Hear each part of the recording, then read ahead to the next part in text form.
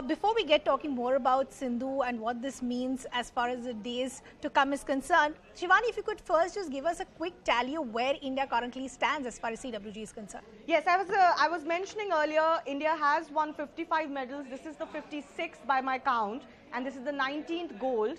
Last time around, we had won 66 medals. 26 of them were golds, but that was with, of course, the addition of shooting and one more discipline. This time around, there is no shooting.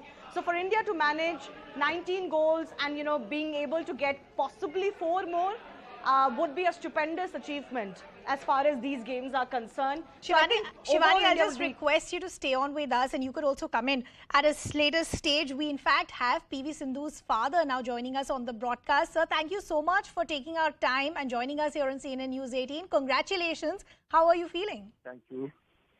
It's a great feeling, ma'am, because, Sindhu, she had bronze, silver, and now gold. And especially, we were only worried about the ankle bit, but she has made it, and the flag will be now high and our national anthem will be sung. So it's a great moment for all of us. Sir, this is Shivani Gupta this side. I was mentioning exactly this, how I've spoken to Sindhu and to you also earlier about how Sindhu has missed the gold a few times in these multi-nation events. So can you describe to me what does this gold mean for Sindhu and for you, the family? So, of course, it's a great moment, ma'am, because, gold is always gold, and where she has won the world championship and where we have, tasted it. But, we were only missing in just last couple of years, like Gold Coast and Glasgow. And now, coming up with the gold is a great achievement for her, and this will definitely motivate her for the further tournaments too. Is this something that Sindhu really wanted? Is this something she used to talk about, how a gold is missing from her cabinet, minus, of course, that world championship? Of course, because, having 2 medals, and, last year also, if you remember, she lost to Saina, that's our own country player. Yes.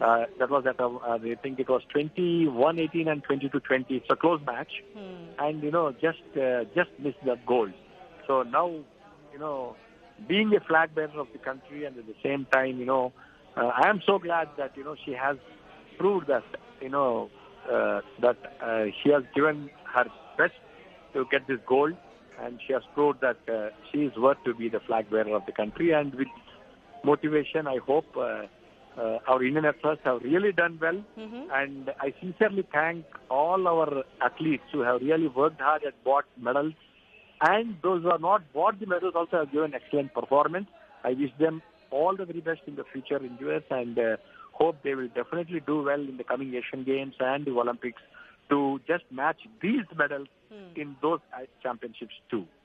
Let me quickly ask you one more question before I toss back to my colleague Riddhima. Now I can ask you, because the final is done and she's won the gold. But, looking at the competition in this event, were you always confident that Sindhu will come back with a gold this time around? Yeah. We were I was confident because, there was no that good player. Because Sindhu, head-to-head, if you look at all these players, Sindhu was better. So that's the reason why I was very much confident.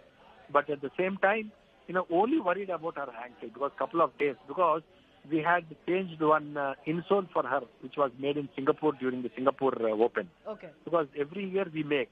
But unfortunately, what has happened is she has not taken the old one, only the new one she has taken. With that, she had a bit of stress in her ankle. But I think that will set right, and for the future matches, she'll get used to it, and hope she'll continue her run.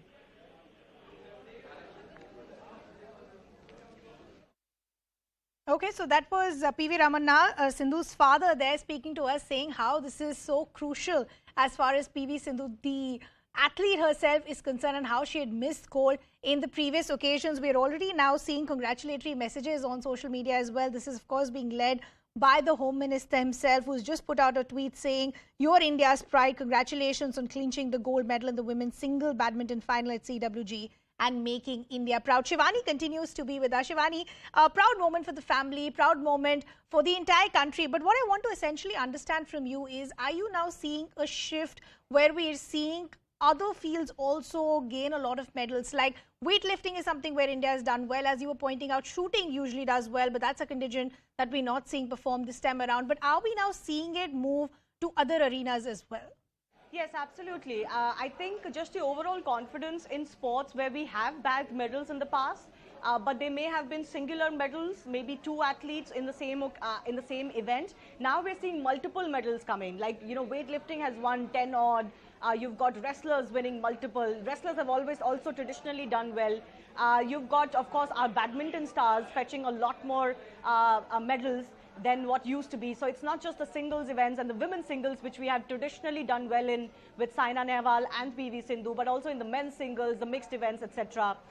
You've got, you know, the barrier being broken in TT, table tennis as well, where we used to be thereabout and also runs, but we're getting medals now.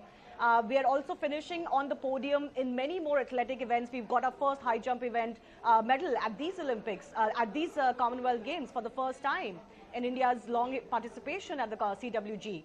So, you know, there are a lot more events, especially athletic events, track and field events, where we're beginning to do well. And if we were just thereabout and there was one odd performance, now there are multiple of those. So both the level, both the amount of disciplines in which we're doing well and the number of athletes who are doing well in those disciplines is improving, which is why, as I mentioned, despite no shooting being there, shooting has won the most medals for India at Commonwealth Games over the years. Despite shooting not being there, you know, India is very close to the mark that it had touched at Gold Coast, which is in itself a testament of how well other disciplines are doing. Shivani, I'll just request you to stay on with us. So this is for our viewers. Our call-in lines are open. We have Matthew calling us from Bengaluru. Matthew, go ahead. What do you feel?